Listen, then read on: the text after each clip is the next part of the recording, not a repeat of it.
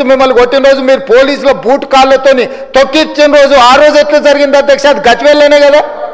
గజ్వేల్ నియోజకవర్గంలో సిద్దిపేట జిల్లాలో ఉన్న వేములఘాట్ కావచ్చు, ఏటిగడ్డ కిష్టాపూర్ కావచ్చు, నేను పోయి దీక్ష చేసిన అధ్యక్ష 48 గంటలు.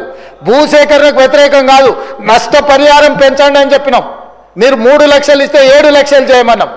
ఈరోజు మీరు ప్రతి ప్రాజెక్టు పక్కన 100 ఎకరాలు మీరు ఫామ్ హౌజులు కొనుక్కున్నారా లేరా?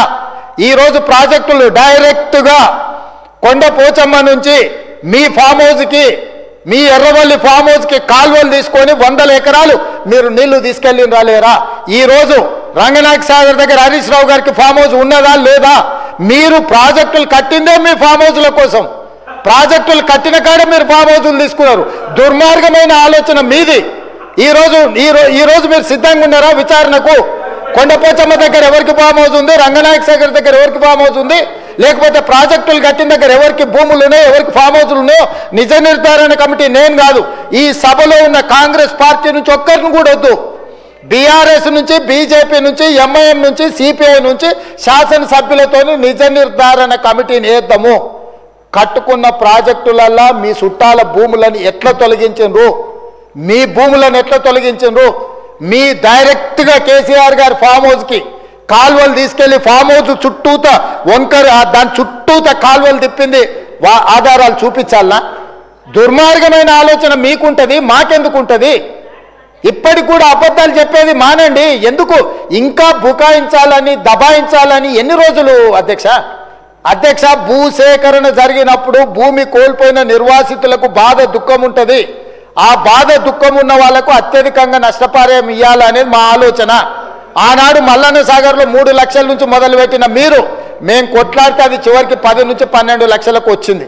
ఇవాళ కొడంగల్లో, లగచెర్లలో 20 లక్షల ఎకరాకు అసైన్మెంట్ భూములకు కూడా 20 లక్షలు ఇచ్చినాం. 5 లక్షల రూపాయలు ఇందిరమ్మ ఇల్లు ఇచ్చినాం. 150 గజాల ఇంటి స్థలం ఇచ్చినాము.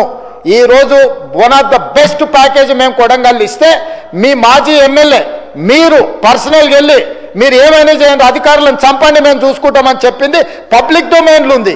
మీరు ఈరోజు టీవీలలో, పేపర్లలో ప్రముఖంగా వచ్చింది. వచ్చిన వాళ్ళు వచ్చినట్టు చంపండి అని చెప్పి హరీష్ రావు, కేటీఆర్ చూసుకుంటారని చెప్పి నరేందర్ రెడ్డి గారు అక్కడికి వెళ్ళి మాజీ ఎమ్మెల్యే పబ్లిక్లో స్టేట్మెంట్ ఇచ్చిండు.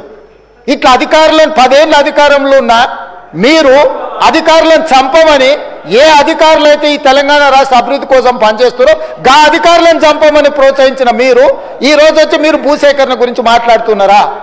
మీరు మాకొచ్చి చదువు చెప్తున్నారా? మేము కాంగ్రెస్ పార్టీ ప్రాజెక్టులు కట్టలేదా? నాగార్జున సాగర్ నుంచి శ్రీశైలం వరకు మీరు కట్టినరా? లేకపోతే కల్వకుర్తి, భీమా, నెట్టంపాడు, కోల్సాగర్ మీరు కట్టినరా? ఏ మాటలు మాట్లాడుతున్నారు? కమిషన్ల కోసము ప్రాజెక్టుల రీడిజైనింగ్ పేరు మీద 36,000 కోట్ల రూపాయల విలువ ఉన్న ప్రాణహిత చేవెళ్ల ప్రాజెక్టును కాళేశ్వరం పేరు మీద 1,50,000 కోట్లకు అంచనాలు పెంచారు. ఇప్పటి వరకు మీరు అధికారం దిగిపోయే నాటికి 1,02,000 కోట్ల రూపాయల బిల్లులు చెల్లించారు. మీరు అత్యంత అవినీతికి పాల్పడ్డ ప్రాజెక్టు మీద ఈరోజు విచారణ, 1 మ్యాన్ కమిషన్ ఎంక్వైరీ జరుగుతుంది. మీరు చెప్పిన ప్రజల సెంటిమెంట్ అయిన పవర్ ప్రాజెక్టులు, విద్యుత్తు ముసుగులో 1,000 కోట్ల రూపాయలు కూలగొడితే ఈరోజు కమిషన్ రిపోర్ట్ ఇచ్చింది. మీరు ఫ్రాడ్ చేసిండ్రు, ఫ్రాడ్కి వీళ్ళని శిక్షించమని 1 మ్యాన్ కమిషన్ సుప్రీంకోర్టు వరకు కొట్లాడారు. సుప్రీంకోర్టు జడ్జి వచ్చి వీళ్ళు ఫ్రాడ్ చేసిండ్రు, వీళ్ళని శిక్షించమని నివేదిక ఇచ్చిండ్రు. అధ్యక్ష, వీళ్ళ నివేదికలు మేము ఆరోపణ చేయట్లే. ఈరోజు కమిషన్ ఇచ్చిన నివేదికలు ఉన్నాయి. తొందరలోనే దాంట్లో జైలుకు పోతారు. జైలుకు పోయేదాని గురించి వాళ్ళు చెప్తున్నారు. ఇప్పుడు ఏ విచారణ సంస్థ విజిలెన్స్ అండ్ ఎన్ఫోర్స్మెంట్ నివేదిక ఇచ్చింది ఈరోజు కాళేశ్వరం మీద. ఆ నివేదికలు వచ్చే సభలో, ఇదే సభలో పెట్టి చర్చ పెడదాం.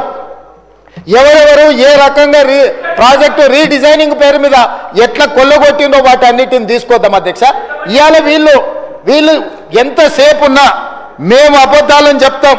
ఆనాడు 2013 భూసేకరణ చట్టం ఉంటే దాన్ని కాదని జీవో నెంబర్ 123 అని కొత్త జీవో, కొత్త రాజ్యాంగం కనిపెట్టి బయింగ్ అండ్ సెల్లింగ్ ప్రాసెస్లో ఒక నోడల్ ఆఫీసర్ని పెట్టాం, డబ్బులు ఇస్తాం, భూములు గుంజుకుంటాం అని చెప్తే కోర్టు కొట్టేయలేదా? కోర్టు మిమ్మల్ని తిట్టలేదా? ఎన్ని నోటిఫికేషన్లను రద్దు చేసింది? ఈరోజు బలవంతంగా రైతుల భూములను గుంజుకున్నది మీరు. ఒకటే మాట మేమేం చెప్పినాము?